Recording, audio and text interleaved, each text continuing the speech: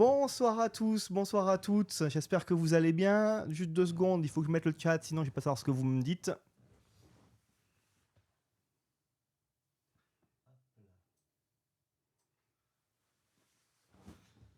Salut Yo-Yo, salut Yara. Bon, j'espère que vous allez bien ce soir. Donc ce soir, comme vous voyez, je suis avec Fanta. Salut Babam Bigelo.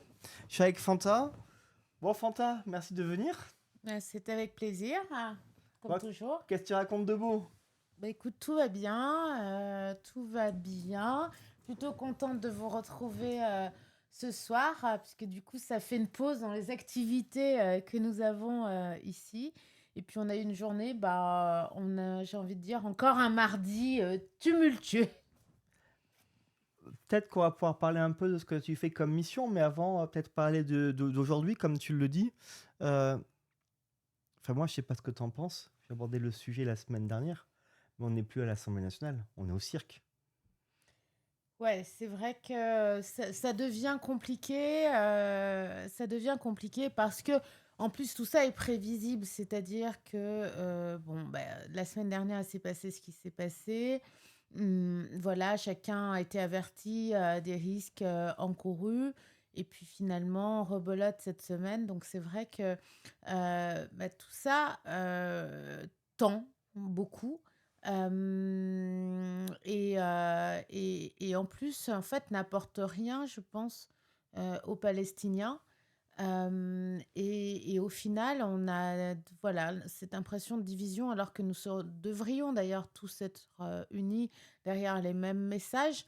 Enfin, moi, je sais pas à quel âge ont les gens qui sont sur Twitch, mais moi, j'ai eu 49 ans la semaine dernière.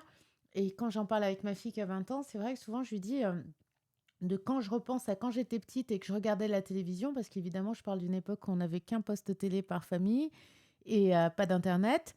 Et du coup, on regardait les informations avec nos parents le soir après les devoirs, etc. Et on parlait déjà de cette guerre. Dans mes souvenirs, en fait, voilà, j'ai ces images en fait qui passent. Et on est quasiment 50 ans après, donc on n'a pas avancé. Je suis pas sûre qu'on soit sur la bonne méthode. C'est beaucoup de souffrance pour les familles qui ont encore des otages. Beaucoup de souffrance pour celles qui savent que malheureusement, elles ne vont pas revoir leurs êtres aimés. Beaucoup de souffrance pour les Palestiniens et les Palestiniennes. Mais je ne suis pas sûre que ce que nous faisons au sein de l'hémicycle, là, tout de suite, puisse servir véritablement à quelqu'un qui est actuellement à Gaza. Non, mais c'est exactement ce dont on parlait la semaine dernière. Salut Telly. Euh, Est-ce que les actions qui sont réalisées par la France insoumise au sein de l'hémicycle apportent une réponse, quelle qu'elle soit, pour trouver une porte de sortie? Je crois que la réponse est non. Leurs actions ont tendance à créer de la tension au sein de notre population, mais elles n'apportent pas de réponse. Donc, c'est un sujet compliqué. C'est un sujet compliqué. Mais oui, malheureusement, j'ai plus l'impression qu'aujourd'hui, on est dans une pièce de théâtre à l'Assemblée nationale que sur un débat de fond, parce que il me semble que le sujet à l'heure actuelle, c'est comment on met la pression à Joe Biden et comment on met la pression à Netanyahou pour les faire plier. Salut Maskili, alors j'essaye de prendre des questions. En ce moment, plusieurs streamers francophones organisent une collecte de dons de Médecins du Monde. Exactement, c'est Magla qui a lancé ça, j'ai vu, pour soutenir la population de Gaza et en Surnie. Je préfère tellement ce genre d'action que les happenings de la LFI. Exactement, j'ai vu ça. C'était une très belle action, je pense. Euh, Maintenant, sur le coup, voilà, j'ai pas osé mettre en avant ce type d'action et je vous le dis en toute bagarre exactement.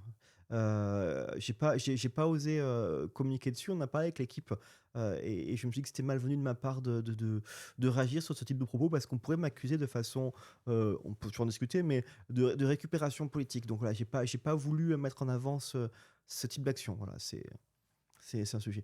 Il me semble avoir vu un message, attends, je vais remonter, de la part de Yo-Yo avec des questions toujours très techniques par rapport au PGL fin de vie, étant donné que la majorité est assez divisée. Ça, c'est toi qui le dis. De ce que j'ai pu voir et que toutes les oppositions votent parfois ensemble, le gouvernement ne devra pas, à un moment donné du texte en cours de la navette, utiliser des procédures du parlementarisme rationalisé pour bloquer certains amendements. Est-ce que tu penses que le gouvernement, ils vont commencer à mettre leur nez dans ce qui se passe et à l'Assemblée nationale et au Sénat sur le PGL fin de vie? J'ai pas l'impression. Alors moi, je suis en mission, donc je ne suis pas dans l'hémicycle à l'heure actuelle. Donc je suis effectivement les discussions parce que déjà, c'est un sujet qui est très important dans ma circonscription, hein. Moi, j'ai une partie du 15e arrondissement, le nord et le sud 7e. Donc j'ai la conférence des évêques, j'ai pas mal Mm. de belles, de belles associations, etc. Donc j'avais organisé une grosse réunion ici à l'Assemblée nationale en salle Colbert, plus une autre avec David Amiel, donc en Circo il y a 15 jours. Donc on avait suivi en fait jusqu'à la com SP. En tout cas, j'avais Mm. suivi vraiment. Et puis là, sur la première semaine, j'ai un peu décroché pour me concentrer vraiment sur ma mission. Mais je vais devoir, comme beaucoup, raccrocher là d'ici la fin de la semaine, puisqu'il normalement il y aura le vote. Donc, il va falloir effectivement voter. Donc, mes voix sont portées à l'heure actuelle, mais j'irai en fin de semaine pour voter comme je le souhaite sur ce texte. J'ai pas l'impression, concernant cette histoire d'amendement de gouvernement qui pourrait venir rajouter ici ou là. Après, je pense qu'une fois que de toute manière le texte il est trop ouvert, on va dire d'une manière générale, de toute manière, on sait un petit peu quel sera le jeu du Sénat. Là-dessus, hein, il n'y a pas de surprise, vous le savez, sur ces textes un petit peu qui viennent finalement encadrer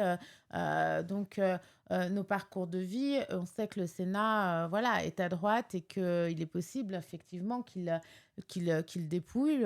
Voilà, donc ça dépend un petit peu de ce qu'on veut. Moi, je ne pense pas qu'on soit divisé. Je pense que chacun a un avis. Après, je pense qu'il y avait aussi des positions d'avant la COMSPE et des positions d'après. Moi, c'est vrai que j'avais rencontré des députés qui étaient plutôt pour sur la version originale du gouvernement et qui, suite au traitement en commission spéciale, en fait, m'ont dit je suis plus réservée. Donc, je pense qu'il faut véritablement qu'on ait ces échanges qui sont importants, parce qu'on reçoit beaucoup de courriers. Je pense que Mhm. Denis, c'est pareil, de gens qu'on ne connaît pas du tout, mais aussi de gens de nos circonscriptions. Donc, c'est aussi ça, cette liberté de vote, hein, c'est aussi pouvoir prendre le pouls réellement au-delà d'un certain nombre d'idées.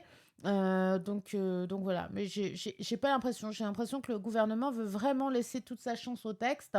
Donc après, à voir dans quel état il revient une fois qu'il est passé au Sénat, hein. Moi, je ne crois pas au fait que le gouvernement, sur ce sujet-là, essaye d'imposer ou de pousser de façon assez radicale quelques positions que ce soit auprès des députés, parce que justement, il y aurait trop de tensions et le texte est déjà suffisamment sensible pour que personne n'y mette une tension par rapport à ce type d'action.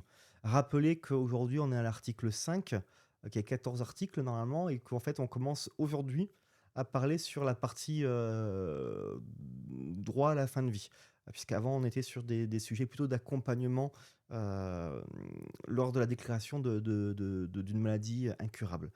Euh, Dire aussi que en réunion de groupe ce matin, j'ai pas pu rester jusqu'au bout, mais de ce que j'ai cru comprendre, le vote qui était initialement prévu le 11 juin serait reporté au 18 juin. Parce que au vu du nombre d'amendements, j'ai comme l'impression qu'on aura du mal à finir le texte avant la fin de la semaine. Donc je ne le sais pas, mais voilà, l'objectif, il est vraiment de laisser le débat. Et d'ailleurs, quand vous voyez la présidente, et c'est Yael Braun-Pivet hein, qui préside l'ensemble des débats, elle essaye tant faire se peut que chacun puisse donner son opinion. Donc il y a cette vraie volonté de laisser le débat avancer et vraiment essayer d'éviter toute tension.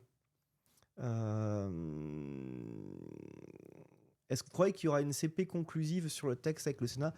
Salut Snaki. Je ne sais pas s'il y aura de CMP conclusive, mais pour reprendre les propos de Fanta que je partage intégralement, il est fort possible que le texte de l'Assemblée nationale sorte avec beaucoup plus d'ouverture sur le droit à la fin de vie que ce que le gouvernement souhaitait. Et il est fort à parier que le Sénat, lui, de son côté, essaye de le rendre plus proche de ce que le gouvernement avait proposé initialement, voire plus dur que le gouvernement l'avait proposé initialement. Après, donc, il y aura un débat en CMP. De ce que j'entends, il est peu probable que la CMP soit conclusive, mais il ne faut pas enterrer le sujet parce que allons savoir. Allons savoir. Je ne le sais pas. Vraiment, c'est très compliqué à pouvoir donner son opinion. Ça va vraiment dépendre des débats. Ce que je peux dire par contre, c'est que le Sénat, depuis quand même le début du mandat, est vraiment très allant sur la volonté de créer des CMP. On a beaucoup, beaucoup de CMP conclusives. Contrairement à ce qu'on peut dire, parce que je sais qu'il y en a quelques-uns aussi qui disent que tout passe en force, à l'exception d'un texte, c'est-à-dire la réforme des retraites, tous les autres textes hors budgétaires ont été votés avec l'Assemblée et le Sénat. Donc on voit bien qu'il y a toujours une volonté de trouver des compromis. Tu disais justement tout à l'heure, Fanta, que tu étais actuellement 100% sur ta mission. Tu peux nous en dire un peu plus sur ta mission, ce que tu es en train de faire? Alors, merci de poser la question, Denis, parce que c'est quand on a une mission, c'est qu'on travaille sur un sujet qui nous tient à cœur et donc je suis toujours très heureuse de pouvoir en parler. Déjà, juste avant, excuse-moi de te couper, mais avant d'exprimer ta mission, comment ça se passe une mission? C'est-à-dire, genre, tu te réveilles le matin et comment on te la donne et qu'est-ce que ça modifie pour ton travail? D'accord. Alors, comment on te la donne? Je pense que ça il y a différentes en tout cas, pour ma part, j'ai dit que j'allais travailler sur la monoparentalité, donc il y a un peu plus d'un an, j'avais fait, une tribune d'abord, sur la monoparentalité que j'ai voulu, faire sortir dans La Croix, donc ça devait être, aux alentours de la mi-mai 2023 et puis finalement, ils m'ont dit: «Ah, on va faire une interview» et cetera et puis à partir de là, bah, j'ai, avec mon équipe, plutôt travaillé sur ce sujet-là, en plus de ce qu'on fait, collectivement et en avançant, bah, je me suis dit: «Bah, je vais faire, une PPL, moi aussi, sur ce sujet-là» et donc j'ai écrit une PPL avec mon équipe, qu'on a proposée à Aurore Berger, parce qu'à l'époque, c'était elle qui était aux familles Ouais, et je te coupe, excuse-moi. PPL, c'est une ah pardon, proposition de loi, c'est-à-dire une ouais, proposition d'un texte de loi porté par un député, par en un l'occurrence député. Fanta. Effectivement et puis, finalement, bon, en avançant, le ministère m'a dit: «Ouais, mais en fait, toi, tu es sur, une partie des difficultés des familles monoparentales et la problématique aujourd'hui, elle est plus grande» et finalement, cette réponse, il me la donne, vous savez, en juillet, dernier, au moment où, nous avons la problématique des émeutes et quand on a eu les émeutes dans certains quartiers, quelques semaines après, après analyse d'un certain nombre de données, c'est vrai qu'il est remonté qu'il y avait, dans les commissariats quand même pas mal de jeunes adolescents qui avaient une particularité commune, celle en fait, de vivre dans un foyer où il y a qu'un seul adulte et voilà, ça a été dit ainsi, et plus particulièrement avec des mamans donc en tant que chef de famille. Donc moi, ça m'a heurtée parce que je suis une maman solo, donc voilà, j'ai ma fille, elle a 20 ans et donc je l'ai élevée, voilà, pendant 20 ans toute seule et le fait qu'on parle de ces familles-là, à ce moment-là et dans ces, termes, ça m'a véritablement fait mal au cœur et j'ai convenu avec le ministère, en fait, de travailler sur une mission. Donc on a commencé à regarder quels étaient, en fait, les axes sur lesquels on pouvait travailler et donc une mission, on vous la confie pour 5 à 6 mois. C'est jamais plus de 6 mois parce qu'en fait, c'est un décret qui va sortir au journal officiel, qui va venir annoncer que vous êtes en mission. Ce qui va permettre, en fait, à l'Assemblée nationale de prendre et notamment à votre groupe, des dispositions pour que, vous puissiez ne pas aller siéger, mais pour qu'un collègue puisse en fait voter à votre place pendant le temps où vous faites votre mission.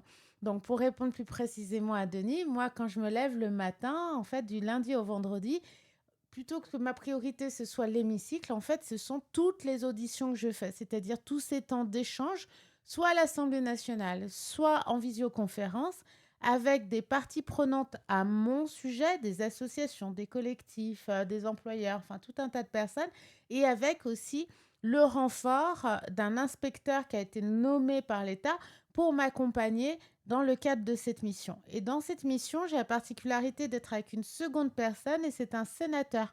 Donc le sénateur Xavier Iacovelli, donc qui est aussi de enfin, du groupe RDPI à l'Assemblée, mais c'est les Au Sénat. indépendants, au Sénat, pardon, les indépendants, progressistes, donc c'est notre famille politique et donc en fait, on mène les auditions ensemble. Donc on questionne, des grandes institutions, l'adresse, l'INSEE et cetera et également, bah, des petites associations dans des coins de France et cetera qui viennent soutenir la question de la monoparentalité. On a 5 axes.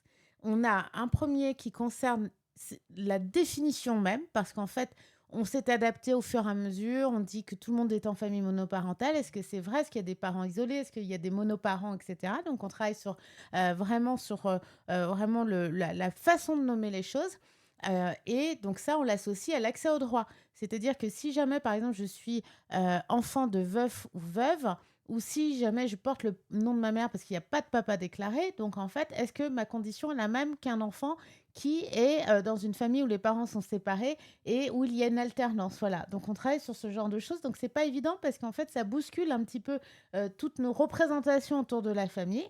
Ensuite, il y a tout ce qui concerne l'emploi parce que, les femmes, vous avez 82 de femmes à la tête des familles de parents solos. Vous avez l'emploi, vous avez la coparentalité, comment on garde le lien quand les parents, se sont, séparés.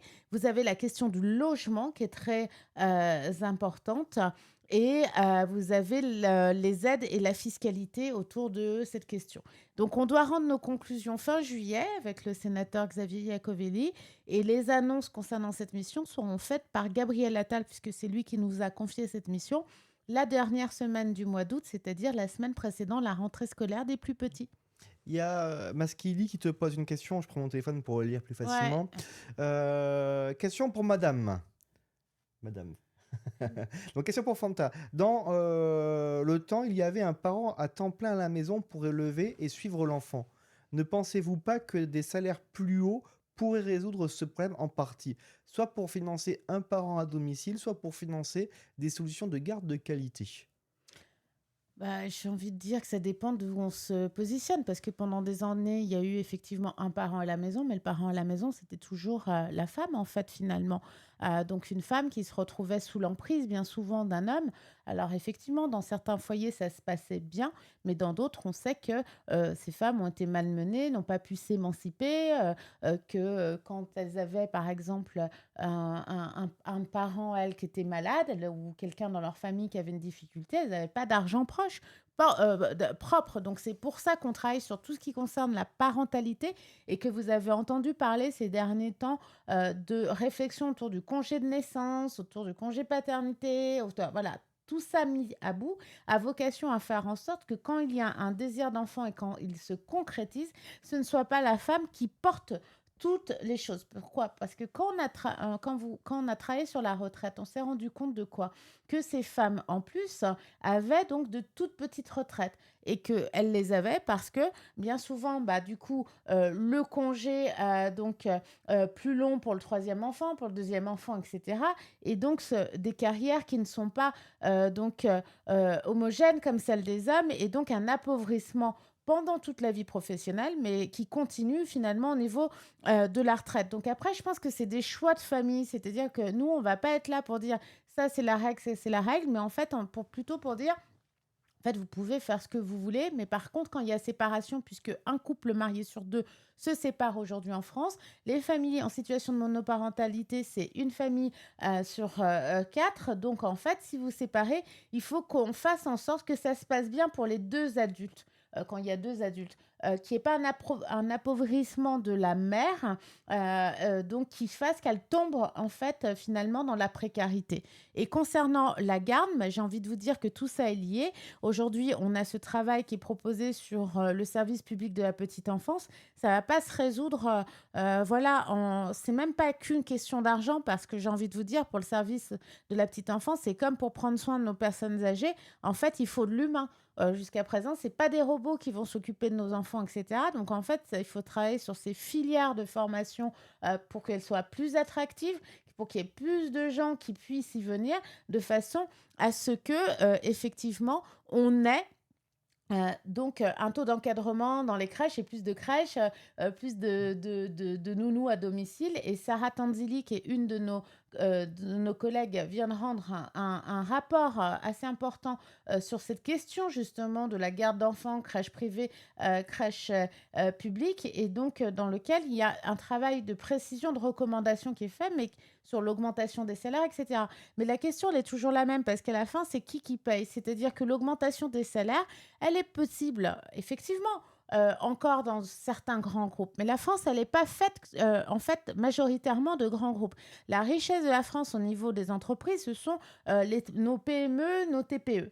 Nos PME et nos TPE, nos artisans, en fait, si je dis à mon boulanger: «OK, toi, tu payes une personne au SMIC qui est à la caisse, qui vient de commencer et tu as un pâtissier et un boulanger, avec un CAP qui sont derrière, qui travaillent de nuit et donc tu les payes 2 000 € net et là tu les passes à 2 500 €.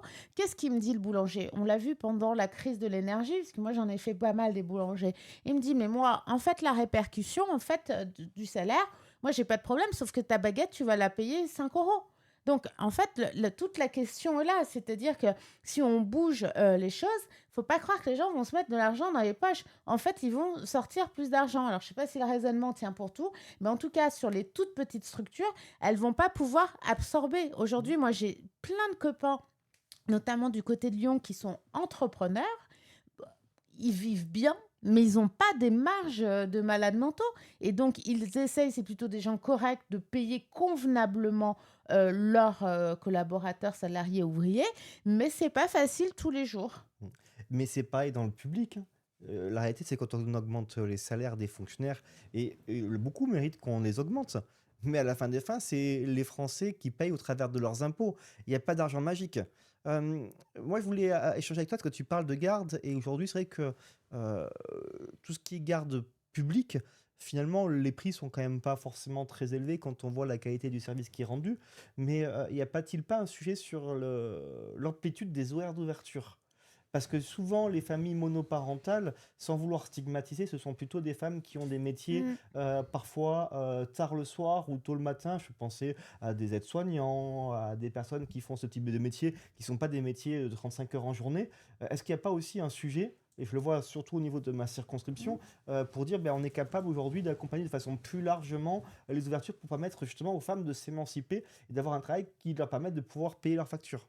Ouais, je pense qu'il y a un travail sur notre rapport au travail de toute manière, quel qu'il soit, d'une manière générale. Depuis qu'on a eu la Covid, en fait, de toute manière, le rapport au travail a changé pour tous, vraiment. Concernant la garde des enfants, effectivement, les femmes qui sont à la tête de familles monoparentales, la plupart du temps, elles sont, enfin, pour beaucoup d'entre elles, elles sont sur, on va dire, des métiers de première nécessité ou les métiers qu'on va dire dans le care, donc le La soin, santé. d'accord? Donc le soin, que vous soyez donc pour des enfants, il faut que vous soyez là tôt à la crèche. Pour des personnes âgées, il faut que vous soyez là tôt pour les premiers soins du matin. Et quand vous faites des ménages, bah, nous, quand on arrive à l'Assemblée nationale, mais tout comme dans toutes les grosses boîtes où j'ai travaillé avant d'arriver à l'Assemblée nationale, au moment où nous, on arrive vers 8h15, 8h30, eh bien, on a des fleuves de dames qui sortent de l'Assemblée nationale et qui ont fini de travailler.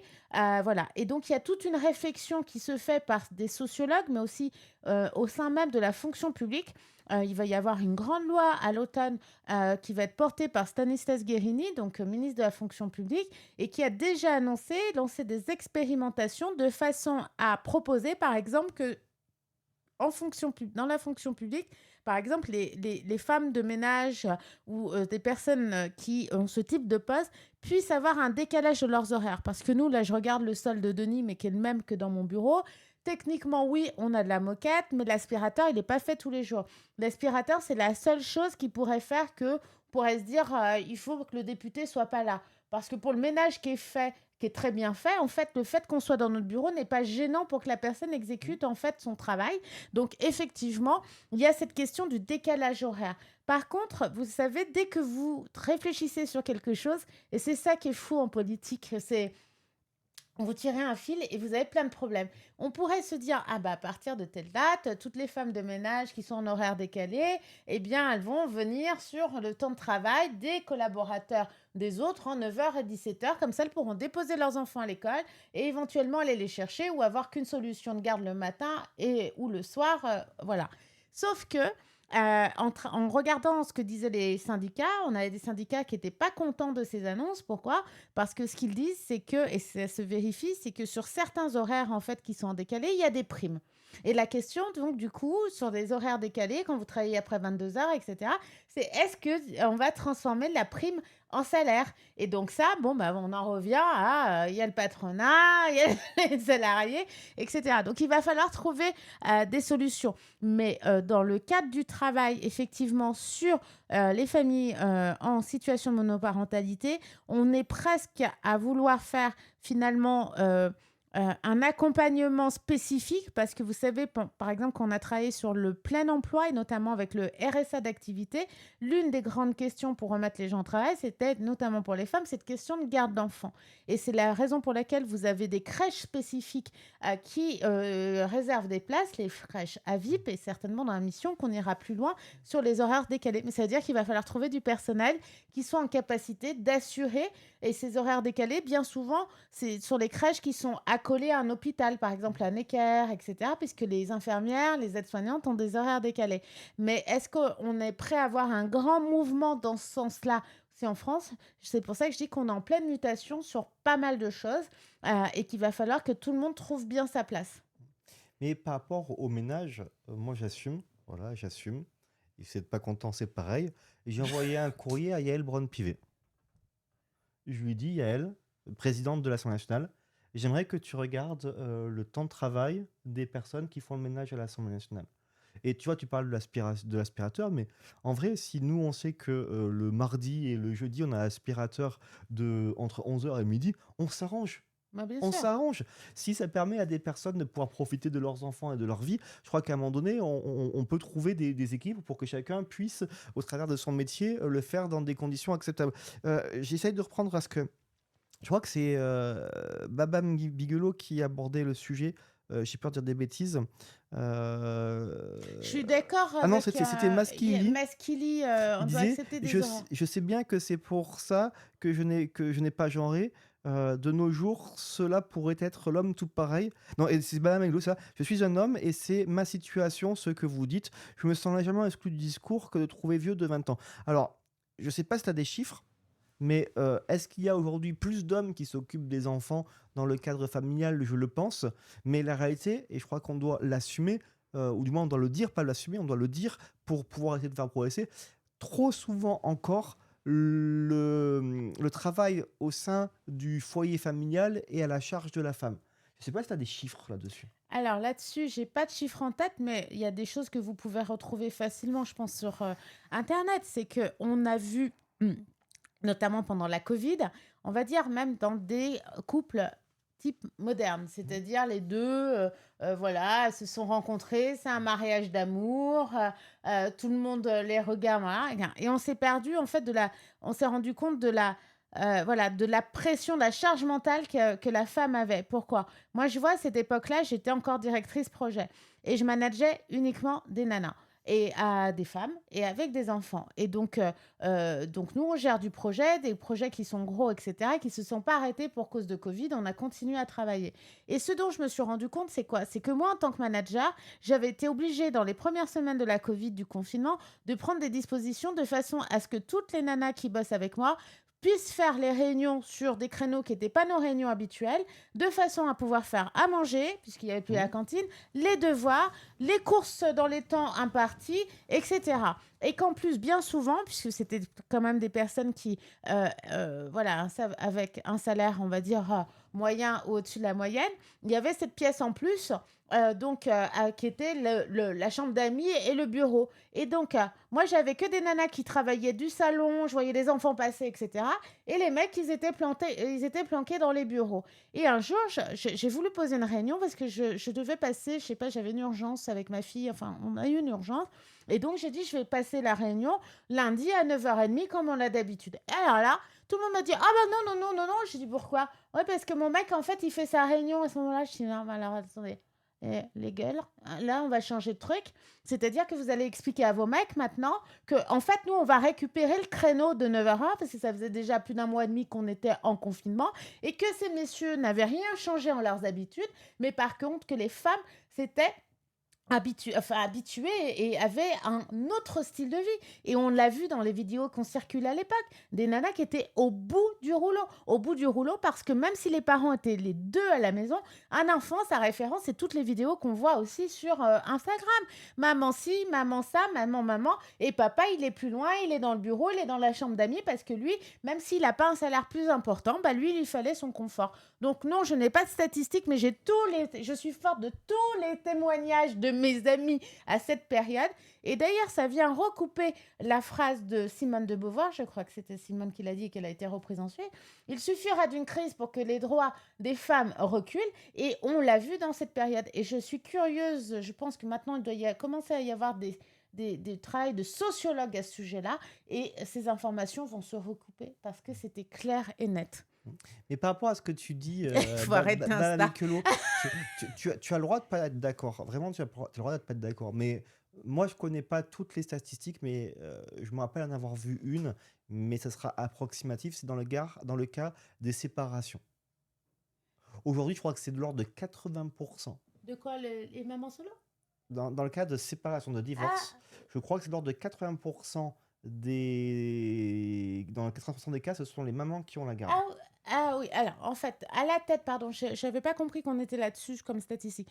Sur quand il y a séparation, en tout cas, à la tête des familles monoparentales, vous avez 82% de femmes. Et par exemple, vendredi, j'ai en audition, je regardais tout à l'heure mon programme de fin de semaine, SOS Papa. Évidemment que dans le cadre de la mission, en fait, Mm. j'interroge tout le monde parce qu'il y a des associations de veufs de France, il y a des associations type SOS Papa, décision contradictoire Papa, enfin, il y a des associations Mm. comme ça avec des pères et avec des gens qui sont là pour nous rappeler qu'effectivement, il n'y a pas que des femmes, un, qui sont touchées, et deux, beaucoup d'hommes qui nous disent, oui, mais moi, je fais le job. Et ça, vous savez, quand le président de la République a annoncé il y a 4-5 semaines la question du devoir de visite, on a reçu beaucoup de courriers, moi j'ai fait pas mal de plateaux où en fait les pères avaient l'impression euh, voilà, qu'on les accusait tous. Mais en fait, non, à partir du moment où il y a 82% de femmes qui s'occupent de ces enfants, c'est plus de 2000, donc il y a 2 millions de personnes qui sont considérées comme des parents solo. Sur ces 2 millions de personnes, il y a 82% de femmes et ça représente 4 millions d'enfants. Donc en fait, on est obligé d'avoir finalement une analyse un peu plus précise pour la plus grande part. Et d'ailleurs, c'est comme ça que notre monde fonctionne. Et si jamais, j'ai envie de dire, et j'ose le dire parce que je suis ici et je sais que nous sommes libres, que si jamais c'était 82% d'hommes qui étaient à la tête des familles en situation de monoparentalité, autant vous dire que des solutions, on en aurait trouvé depuis longtemps sur un certain nombre de sujets sur lesquels nous travaillons à l'heure actuelle.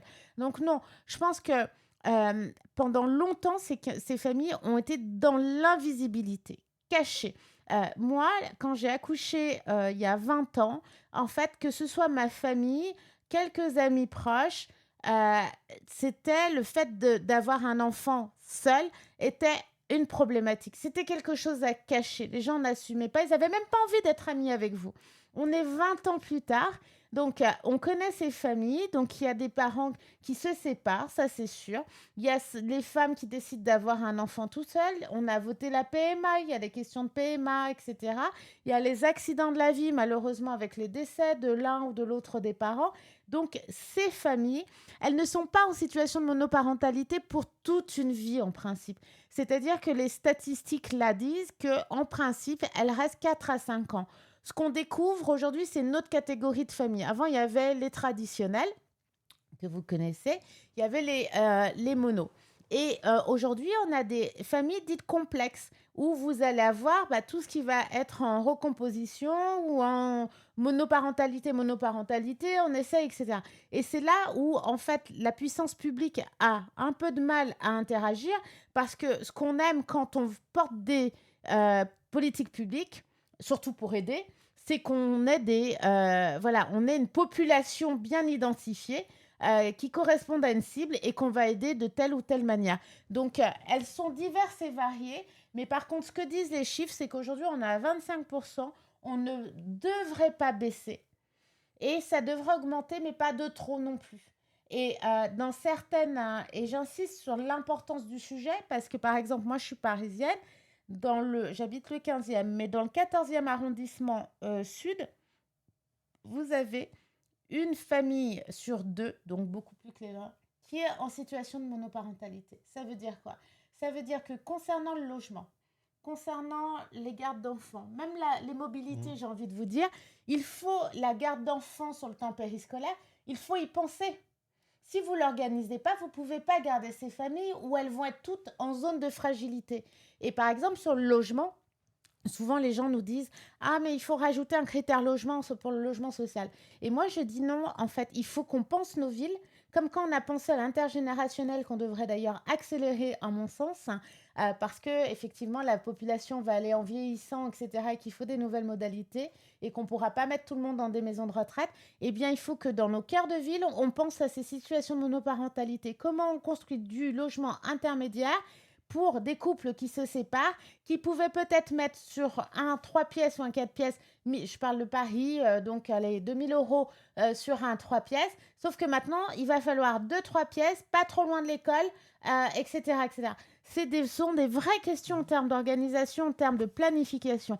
Donc, d'autres populations beaucoup plus loin sont très organisées sur la planification des villes. Et nous, il faut qu'on pense nos villes, oui, à l'horizon 50 degrés, puisqu'il y a tout un programme à Paris sur Paris sous 50 degrés. Mais à l'horizon, on a beaucoup de personnes âgées. Et à l'horizon, on a ces familles en situation de monoparentalité. C'est ça qui est intéressant en politique aussi. Mmh. Est-ce que tu me permets de pousser, alors pas un petit coup de gueule, mais un peu quand même? Mais vas-y. Tu as parlé de SOS Papa. Oui.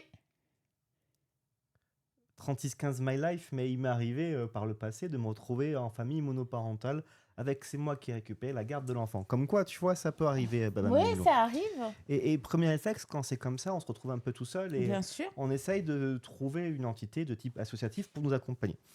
Et je me suis inscrit chez SOS Papa.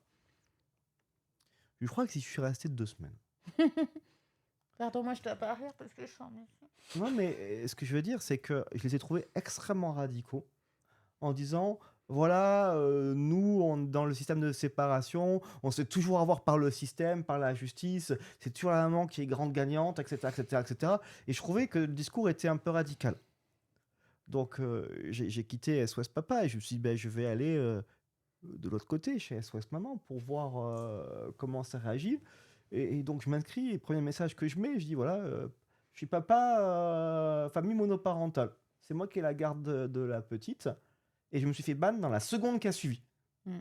Et je trouve Ouais. qu'aujourd'hui, tant du côté des papas que du côté des mamans, il y a une certaine radicalité, une certaine opposition entre les genres.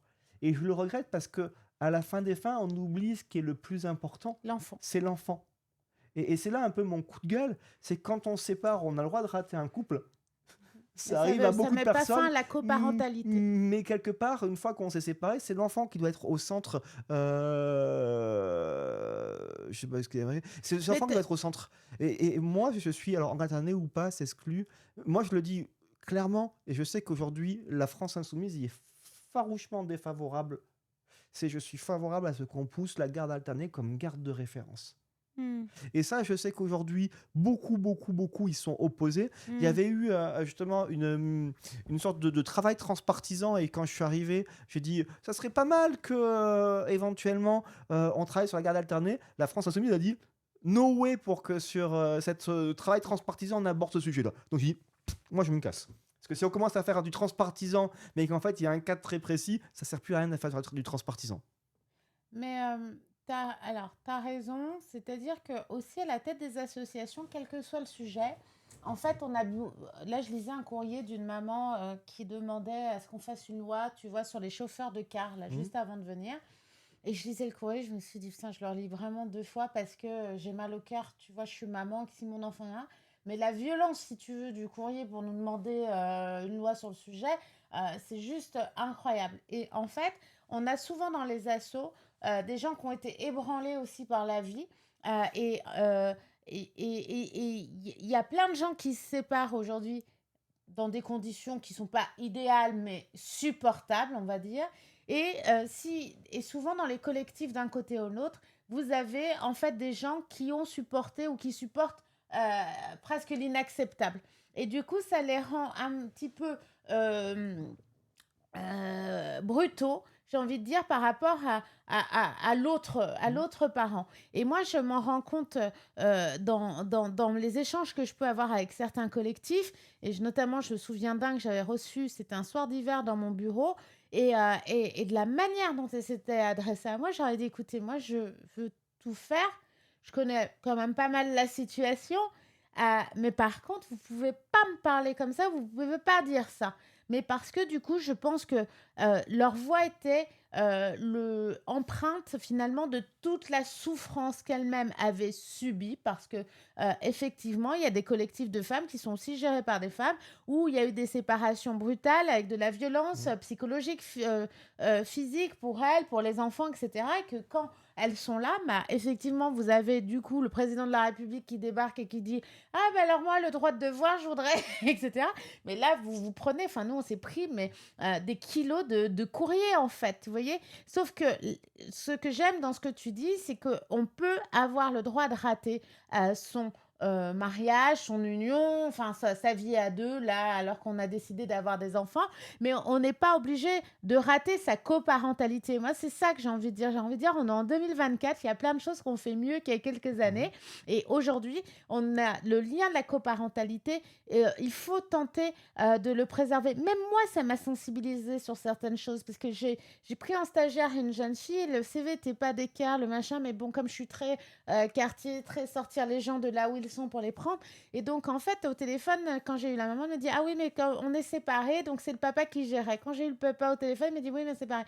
Et en fait, ma réflexion, je me suis dit, en fait, cet enfant correspond totalement à ce que le président de la République a envie de décrire, c'est-à-dire qu'en fait, du coup, les gens se sont séparés sur un stage de seconde qui est quand même compliqué à voir. C'est-à-dire que l'un pensait que c'était lui qui gérait, l'autre que c'était à l'autre parce que machin. Et cet enfant, en fait, est quelque part abandonné sur cette étape qui est quand même importante d'avoir ce stage ou pas. Et que moi, parce que voilà, le CV, je l'ai pris, mais en fait, j'ai mis des recommandations disant, bah, si vous l'aviez envoyé ailleurs, il va jamais être pris, en fait. Et c'est ça, c'est-à-dire que le lien doit rester de façon à ce que l'enfant puisse grandir dans les meilleures conditions quand il n'y a pas de fait avéré de violence Mmh. pour le second parent, pour les enfants, etc. On est hors tout ça. Parce que on n'a pas 2 millions d'adultes qui sont veufs ou veuves, en fait. Et il faut faire des efforts. Une séparation, c'est des efforts. C'est comme quand vous voulez vous séparer à l'amiable de votre employeur et qu'il veut aussi que ça se passe à l'amiable, et ben, il y a des concessions. Et la question, elle est là. Et pour aller juste apporter une dernière précision, nous, on s'est rendu vite qu'on allait déborder par certains sujets dans le cadre de la mission, notamment tout ce qui concerne le juge aux affaires familiales et les décisions qui sont prises, qui, selon les collectifs, peuvent être un peu archaïques, etc. Et je pense qu'il faudra donc un autre travail autour de ces questions-là qui vont plus loin et enfin voilà, avec des gens qui sont dédiés. Et j'ai presque envie de dire qu'on peut-être même presque un regard d'avocat dans leur première partie de carrière, beaucoup plus précis pour voir les tenants et les aboutissants, la manière dont on peut préserver la coparentalité.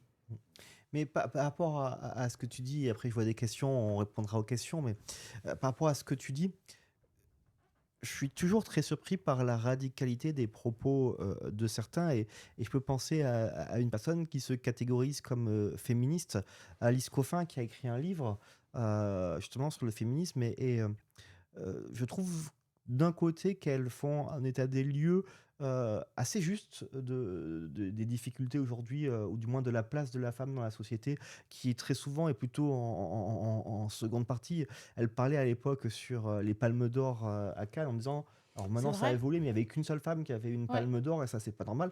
Donc je trouve que souvent leur diagnostic est extrêmement juste. Par contre, c'est les propositions qu'elles font qui sont, à mon avis, pas forcément justes. C'est-à-dire qu'elles veulent opposer les femmes aux hommes. Et je crois que si demain on veut permettre une égalité parfaite entre les femmes et les hommes, même si la notion de perfection n'est jamais atteinte, mais c'est vers là qu'il faut viser, c'est en faisant collaborer les femmes et les hommes ensemble qu'on pourra y arriver. Et il faut surtout pas les opposer, et il faut pousser que chacun puisse prendre ses responsabilités pour pouvoir derrière avancer.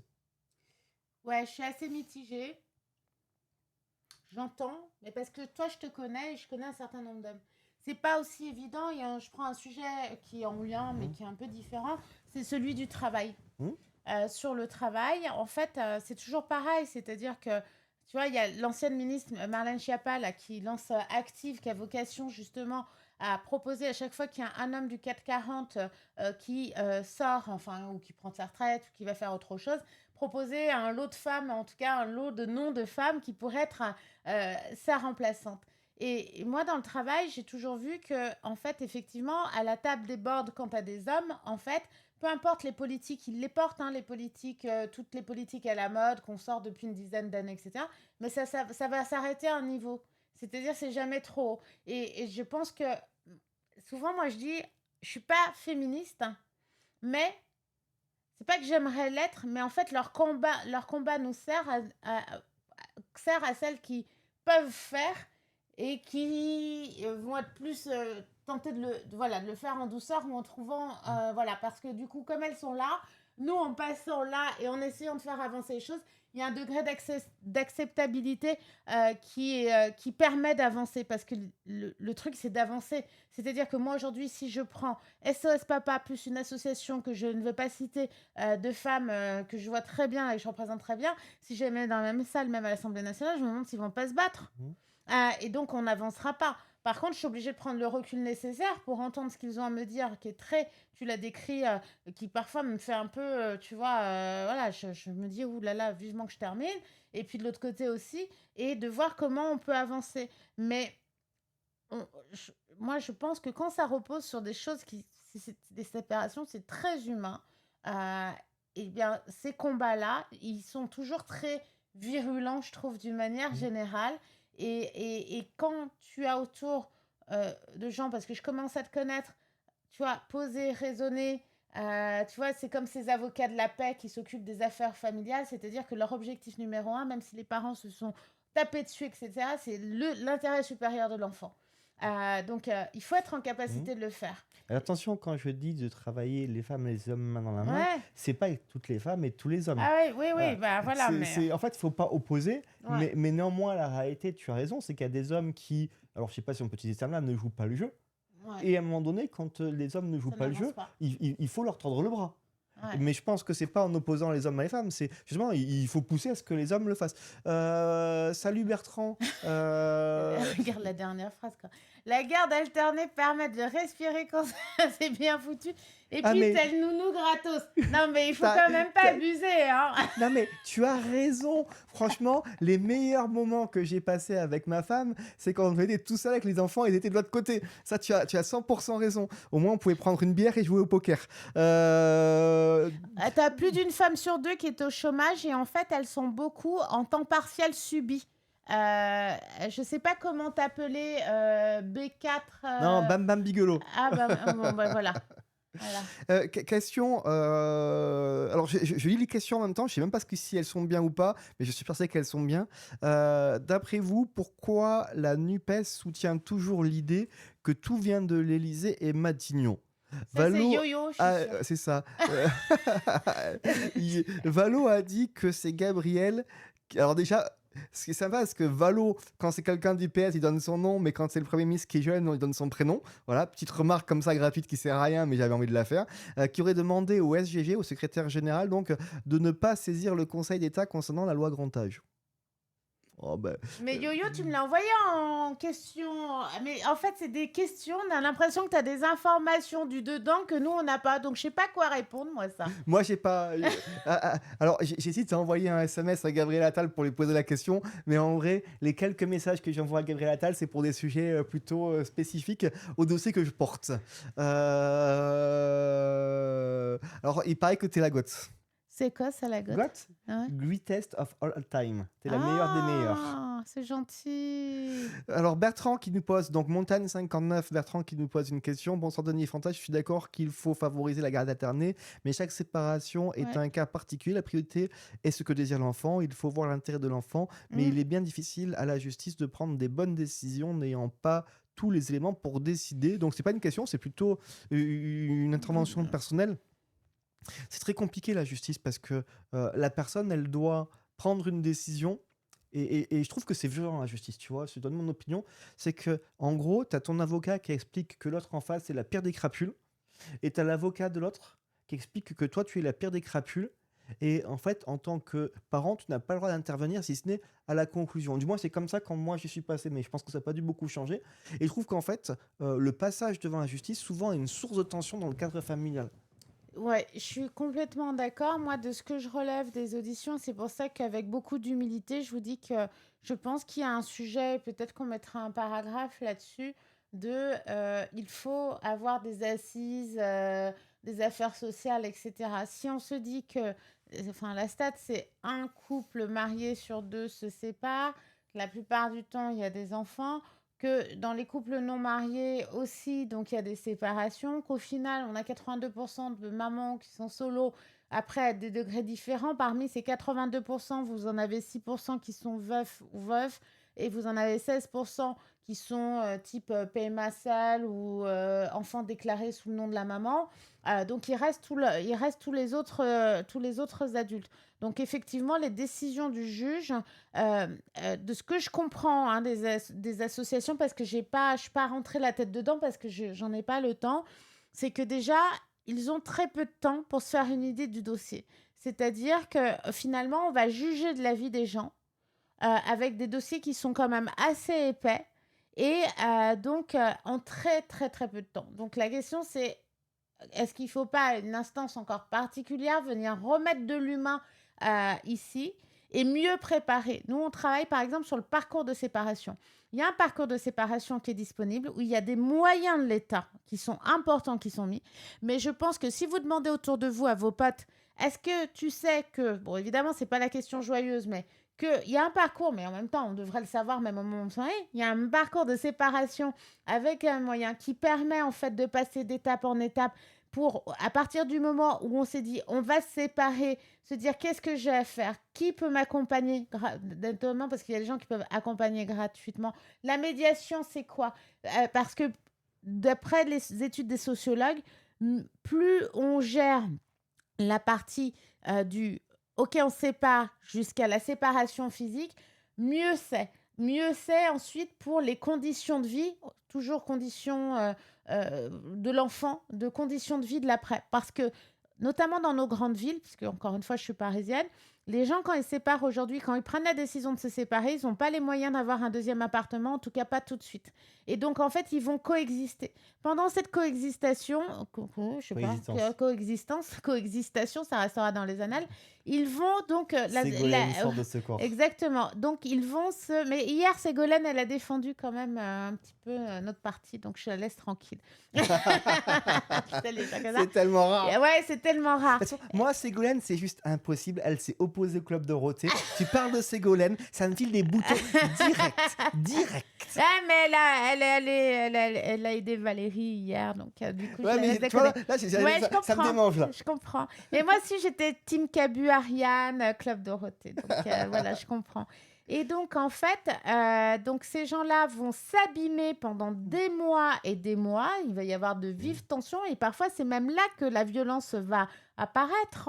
Hein. Et donc, si on gère ces parcours séparation, si on arrive à réduire le délai de traitement du dossier, quand vous entendez que certains mettent 3 ans pour avoir le certificat de divorce, ça veut dire qu'entre-temps, vous avez des enfants qui sont dans une forme d'instabilité, on ne sait pas trop sur les gardes, qui prend le week-end, sur l'appartement, comment on répartit, donc trop de questions qui sont en suspens. Et nous, on essaye de travailler avec le sénateur Xavier Iacovelli sur cette partie-là, c'est-à-dire, en fait, on a pris la décision, mais comment on fait pour basculer et comment on fait pour ne pas s'écraser au sol devant on va dire, la paperasse administrative et tout ce qu'il va falloir faire. Donc, c'est une période très particulière qui peut faire que si on investit mieux l'argent et les ressources, eh bien, ensuite, l'État aura moins à gérer là-dessus. Il y a une remarque de Telly qui me semble être extrêmement importante et je voulais avoir ton opinion là-dessus. Voilà, plutôt que la gala dernière, pour mettre un peu de repos dans les familles, elle propose le Club Med grands-parents pour les démoritos en paix. Qu'est-ce que t'en penses? Elle propose le Club Med grands-parents. C'est-à-dire qu'en fait, Les grands-parents prennent le relais. c'est ça. En fait, c'est que le week-end, tu files tes gamins aux grands-parents Mais et tu te ouais, casses mais boire des verres. ouais, je comprends. Alors, pour avoir élevé ma fille seule, donc moi j'habitais Paris, mes parents à Lyon, donc c'est pas tout près non plus, hein, parce qu'en fait on se rend compte de ça dans les études, c'est-à-dire que tout le monde n'a pas la chance d'habiter à proximité de son frère, enfin de Mmh. quelqu'un de sa famille à qui on peut confier un enfant sans avoir de problème. Mais c'est vrai que la famille, en tout cas moi je remercie, ma fille a 20 ans aujourd'hui, et comme je dis en audition, ma sœur passait de temps en temps chez moi le soir quand ma fille avait moins de 3 ans et après le boulot et elle me disait: «Ah tiens, je vais lui donner son bain» et ben, j'ai envie de vous dire que le fait qu'une fois, même ne serait-ce qu'une fois tous les 10 jours, ma sœur prenne cette initiative, eh bien, c'était presque un soulagement et ça veut pas dire qu'on n'aime pas son enfant. C'est je vais faire un truc, une analogie qui est pas super, mais c'est, le jour où j'ai voulu m'acheter un lave-vaisselle, j'ai une amie qui m'a dit: «Mais pourquoi tu achètes un lave-vaisselle? Vous êtes que 2». Et ben, quand c'est tout le temps toi qui te tape la vaisselle, c'est-à-dire pendant 15 ans, et cetera, bah, au bout d'un moment, tu en as marre même de ces 2 assiettes, de ces 2 verres et cetera et tu te dis: «Bah, putain merde, je vais m'acheter un tout petit lave-vaisselle parce que j'en peux plus» et donc en fait, cette question de répit, elle est aussi là, c'est-à-dire que de temps en temps pour, les femmes, quand on parle de répit, moi quand ma mère prenait Iman, une fois de temps en temps pour les vacances, je vais vous dire, je passais plus de temps encore au bureau. J'allais même pas sortir. Je rangeais à fond sa chambre, voilà. Mais parce que t'es pas habitué à sortir, donc t'as même pas le réflexe, tu vois, de la sortie, du truc un peu waouh que tu pourrais faire. C'est-à-dire que t'es juste épuisé. Juste, tu ranges à fond parce que tu peux faire des choses que tu, en plus parce que ton enfant est pas là. Et souvent, eh bien, je restais plus tard au boulot, etc., pour travailler sur des dossiers où j'avais pas eu le temps. Donc, c'est ça. Mais la question de répit, elle est très importante pour les parents, et notamment avec des générations d'enfants qu'on a qui sont beaucoup plus toujours à poser des questions, une curiosité infinie, etc. Donc, ça demande du temps et de l'énergie. Ouais, bah, Migo qui parle de séance de psy offerte par l'État, ce serait pas de trop. Ouais, Ben on y ça a tombe pensé. bien, c'est fait. Ah ouais, alors il y a effectivement, il y a les séances, actuelles à Mon Parcours Psy et nous, on regarde aussi, pour, des, rendez-vous, un peu plus en urgence parce que parfois et que ce soit pour l'enfant ou l'un des parents. Parce que parfois, il va y avoir effectivement cette situation, un peu d'urgence, dans la tête, et le fait d'avoir une séance, pour venir, placer les choses, peut, aussi éviter que tout se dégrade d'un coup. C'est une très belle réflexion, il y a ça. Et je vois, Telly qui dit: «Non, non, mais c'était une blague, c'était une blague». Mais Ah! Telly, si tu as envie de jeter tes enfants chez tes grands-parents, Non, faut le faire! pendant quelques jours ou quelques semaines, mais moi ça enfin, personnellement, ça me pose aucun problème. Crédit d'impôt pour les assistances de vie, enfin, il y a plein de questions et en vrai, je sais pas C'est forcément mon répondre. biril. Ah, Biril, c'est le truc de Macron, ça? Bah, va arrêter un peu, Non, c'est le truc de d'Attal plutôt. mmh, Ça marche comment ton truc? voilà, ça y est, Ah, je c'est peux trop pas tard, merde. ouais, Je suis un vieux. Il y a toujours, Yo-Yo, qui pose ces questions un peu particulières, un peu techniques, et j'aime bien répondre. Je pense que c'est important. En ce moment, plusieurs streamers francophones organisent des collectes non, mais là, je suis très en retard, là. Ouh mon truc, il marche plus bien. Qu'est-ce que tu disais, Yo-Yo? C'était où? Oui, sur Valérie Ayé. Soi-disant, d'après l'opposition, Valérie Ayé serait entre guillemets maltraitée par l'exécutif. En gros, il la considérerait comme une incapable. Que pensez-vous de cette sortie? Qui dit ça? Yo-Yo, de toute façon, toujours dans le... Yo-Yo, j'aimerais bien que tu aies ces mêmes critiques à nous proposer sur, par exemple, la relation entre le Parti Socialiste Glucksmann et Jean-Luc Mélenchon, parce que là, on a un petit sujet. Le mec, il se tape dessus, mais ils votent toujours ensemble. Mais Exactement. donc, sur la question de Valérie Ayé, euh, Ah non, je pense pas. moi, je trouve qu'en fait, Valérie Ayé, c'est une candidate d'un extraordinaire dynamisme et alors vraiment une travailleuse incroyable. Elle fait une campagne dure et elle le fait vraiment avec envie et bravo à elle. Je ne vois pas quel autre politique aurait pu faire mieux qu'elle sur cette campagne.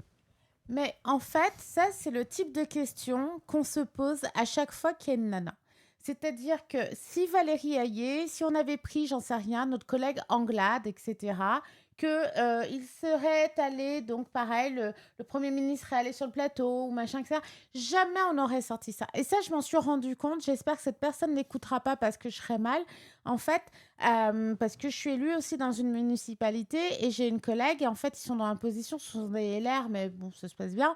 Et elle me dit, tu sais, ta candidate, c'est quand même la meilleure. Bon, le truc, c'est que sa voix est insupportable et puis blablabla. Et je la regarde, je dis, mais toi, en fait, ta candidate pour les régionales, c'était Valérie Pécresse. Et quand Valérie a été attaquée, comme si c'était ma copine, quand Madame Pécresse a été attaquée sur un certain nombre de choses, et notamment en lien avec le meeting, moi, jamais je n'ai fait un tweet, jamais je n'ai dit quelque chose sur la voix, la tenue, le machin, etc. Parce qu'on ne le se permettrait pas pour un homme. On s'est moqué un peu de Sarkozy et de ses talonnettes, c'est tout. Mais on n'a jamais fait autant. On s'est beaucoup moqué de Hollande, mais parce qu'il avait cherché, donc sous la pluie, etc. Mais en fait, on se permet des jugements de valeur, des jugements tout court sur la relation avec le parti, avec le machin, etc. Ça n'a rien à voir. De quoi avons-nous besoin en Europe? On a besoin de députés qui sont en capacité de travailler sur des sujets qui sont de plus en plus complexes. C'est ce qu'elle a fait pendant 5 ans. On a besoin de députés qui sont en capacité de faire le lien entre ce qui se passe au sein du pays et au sein du Parlement européen. C'est ce qu'elle a fait pendant 5 ans. La loi immigration, le Pax immigration, tout ce qui concerne les GAFAM et ce que nous avons fait sur les écrans. On a besoin de députés qui soient en capacité de parler anglais, de ne pas passer par des traducteurs XY pour s'assurer que les textes soient conformes. C'est ce qu'elle est. On a besoin de députés qui soient en capacité de se positionner de façon centrale et de jouer le jeu de la balance selon les textes pour les intérêts, oui, de l'Europe, mais surtout aussi de la France. C'est ce qu'elle a fait. En fait, on a affaire à une femme compétente qui, contrairement à d'autres, n'a pas été payée pendant 5 ans pour avoir 3 coachs qui la suivent en continu, pour lui permettre d'avoir la bonne vidéo sur TikTok, pour qu'on puisse dire « Ah, mais elle est belle !» Vous vous rendez compte? Là, il y a des vidéos. On est dans un pays où on a des vidéos à 1 million de vues sur TikTok pour Jordan Bardella, où le mec dit toute la journée « Oh, c'est 4 heures, j'ai faim, j'ai mangé, machin. » Et derrière, il y a des gens qui disent « Oh, qu'il est beau, oh, qu'il est beau. » Est-ce que c'est ça dont on a besoin en 2024? La question, elle est juste là. Donc, soyons sur l'essentiel, le programme. Et c'est exactement comme pour la présidentielle la dernière fois, c'est que les bons élèves, ils sont toujours finalement malmenés, pas payés. Présidentielle la dernière fois, plus personne ne parle du chômage. Le chômage dont nous, on a entendu parler pendant toute notre enfance, c'était le risque absolu. Tu avais une mauvaise note, on te disait « Ah, tu vas pas trouver de travail, je revois ma mère, etc. » On n'en parle pas pendant les élections, mais en tout cas, on se trouve d'autres problèmes et il n'y a pas de solution. En tout cas, des autres partis. Et là, en fait, pour l'Europe, on a un bilan avec des choses à dire. Même sur le Green Deal, on a des choses à dire pendant que les autres n'ont rien fait, n'ont pas voté, n'ont pas eu de cohérence entre la politique nationale, les propositions qu'ils avaient à l'Europe et n'ont pas été cohérents par rapport à leur groupe. Je pense à Bellamy, je pense à Glucksmann, etc. Et on a un programme avec une vision, qui est la nôtre, qui nous appartient. Eh bien non, on ne regarde pas. On a une France qui s'attache à regarder lamentablement les muscles ou pas les muscles de Jordan Bardella, le fait que Bardella ait pris sa barre de céréales, parce que c'est ça le détail qu'on a dans les vidéos, à 4 heures ou pas 4 heures, parce qu'il est grand et fort, et ben ça m'emmerde vraiment, parce que je trouve que là, on est lamentable. Et donc, le débat, il est technique. Elle a fait une radio ce matin, elle a été extraordinaire. Moi, j'ai vu pas mal de retours là-dessus. Je ne sais plus quelle radio c'était, j'ai un trou. C'était pas France Inter? France Inter. Donc, attachons-nous à ça. Et la question, c'est est-ce qu'on a envie voilà, de traîner des pieds pendant 5 ans et de perdre un temps infini? Comme dirait ma mère, moi, ma vie est finie. J'ai eu 49 ans, dans 5 ans, voilà, je serai vieille, quoi. Donc, ça sera plus ma partie. Mais il faut se battre pour ça. Donc, dites à vos potes d'aller voter, quoi. Mais je regardais, je sais plus quel débat où il y avait justement Valérie Yeye et un autre candidat. C'était un échange à deux. Et le journaliste appelait toujours Valérie Yeye par son prénom Ouais, et le oui, candidat homme par son nom. mais Et bien ça m'a sûr. choqué. En fait, tu vois bien qu'il y a dans Un traitement médiatique qui est différent. l'approche, dès qu'il y a une femme, un traitement médiatique qui est différent. Je sais plus qui. Alors, il y en a un qui nous parle de jeux vidéo, le forum jeux vidéo 18-25 ans. Euh, Ah, ça y est, ça s'énerve. Vous pensez avoir résolu le problème du chômage en forçant les gens à accepter n'importe quel bullshit job. Vous n'avez rien résolu. alors, moi, j'ai vu passer un truc ce matin. Je sais plus de où ça parlait, de quelle commune autour de Paris. Ils disaient ils sont obligés de fermer telle structure parce qu'il manque de personnel. Je sais plus, c'est que c'est à Lyon ou à Paris autour, quoi. Et j'ai eu le réflexe d'aller sur l'INSEE et de voir le taux de chômage de la commune concernée, 20%. Je pose le sujet là. Alors certains me diront, ouais, mais c'est pas assez payé, c'est trop dur, c'est trop machin, c'est trop bidule. Oui, mais bon, je note. Je note. Chacun pensera ce qu'il veut. Après, je pense que c'est une question de rapport aux choses. Moi, vous savez, euh, j'ai fait des études à une période de ma vie, j'ai eu des gros problèmes financiers. En plus de mon travail, j'avais un second travail qui était celui de serveuse. Et les gens hallucinaient que je puisse passer d'un poste où je manageais à celui de serveuse. Mais pourquoi j'avais besoin de cet argent à cet instant T pour des questions familiales, etc., etc. Et finalement, moi, j'ai toujours dit, pour nourrir mon enfant, en tout cas pour faire en sorte de payer mes factures, pour ne pas contracter de dettes, que je serais en capacité de prendre le ou les jobs, etc. Donc effectivement, je comprends sur cette question de travail et bullshit. On a besoin d'avoir un travail qui nous correspond, pour lequel on a une affinité, parce que sinon les journées sont longues, et puis travailler autant de temps Mhm. sur un job qu'on déteste, voilà. Mais il y a pour certaines personnes qui sont sans activité depuis beaucoup de temps, il y a aussi un accompagnement en dehors du bullshit, en fait, qui est un accompagnement à la formation. Mais faire la formation, ça demande aussi des sacrifices. Moi, je connais des gens qui étaient, par exemple, aides-soignants, qui, à bout d'un moment, ont fait le choix de la formation d'infirmier, donc avec en plus une rémunération pas très stable, avec parfois des enfants à gérer. C'est assez difficile, hein, la formation d'infirmier. Quand ils sont Très. devenus infirmiers, ensuite que quelques années plus tard, 5 6 ans, on fait la formation de cadre, hein. Voilà. Et donc, en fait, à chaque fois, ils ont su se remettre en question, se dire qu'ils allaient avancer, se dire que pendant quelques temps, ils allaient être moins lotis que ce qu'ils n'avaient parce qu'ils travaillaient pour leur avenir. Donc, je dis ça, je dis rien, je dis que oui, il y a aujourd'hui des offres d'emploi, peut-être qu'elles ne correspondent pas à tout le monde, mais il y a qu'un certain nombre de personnes qui pourraient et qui peuvent être dirigées vers ces offres d'emploi. Deux réactions. Les bullshit jobs, ils existent, ils existeront toujours. Et d'ailleurs, il faut qu'il y en ait qui le fassent parce que sinon, notre société avance plus. Là, le sujet de ces métiers-là, c'est, je pense qu'en sont des métiers de passage. Quand on est jeune et qu'on fait ces métiers durs, je trouve que ça fait aussi partie de l'apprentissage de la vie. Et quelque part, pour moi, c'est pas forcément source de souffrance parce qu'on se projette dans l'avenir sur un métier qui est plus plaisant et mieux rémunéré. C'est plus compliqué quand on fait ce type de métier lorsqu'on a 45 ou 50 ans et qu'on se dit qu'en fait, ça sera toute notre vie comme ça. Premièrement. Deuxièmement, je vois une remarque, alors on la voit plus, je crois que c'était Huglu qui disait ça, que le problème c'était aussi les patrons. Enfin non, non, non.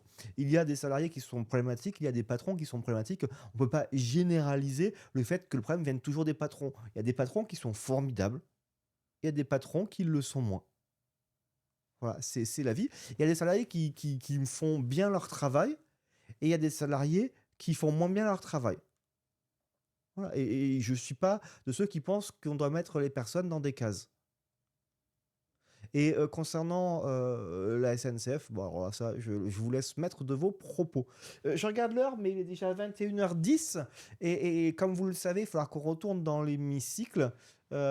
Euh, Voilà, c'est pour ma story parce qu'aujourd'hui c'est le mardi story. Donc sur Instagram, je fais des stories de toute la journée le mardi. Donc je filme le Twitch. Et est-ce que tu as vu ma story Non, sur Twitter? non. J'ai fait un live tweet dans la nuit de vendredi à samedi avec les jeunes avec Macron. On a fait nuit blanche dans le Ah, cadre de la campagne des élections européennes. très Et bien. donc, j'ai fait un live tweet de tout ce qu'on a vu. Et la petite histoire, il y a un jeune avec Macron en pleine nuit qui s'est fait courser par un blaireau. Bah, Le attends, truc non mais tu viens improbable. de planter ma vidéo. Comment tu veux que je partage ça maintenant? Le truc improbable. Bon, terminé. Voilà, je suis obligée d'effacer. Vous voyez, les copains pas sympas. Bon, on reprend. Donc, Quoi, tu Voilà, voulais pas mon histoire j'étais avec les chez blaireaux? non, putain, mais j'en peux plus de ces Bon, députés. Merci à tous, j'espère qu'on a répondu à vos questions. Moi, la semaine prochaine, je pourrai pas être là, mais je reviendrai la semaine d'après.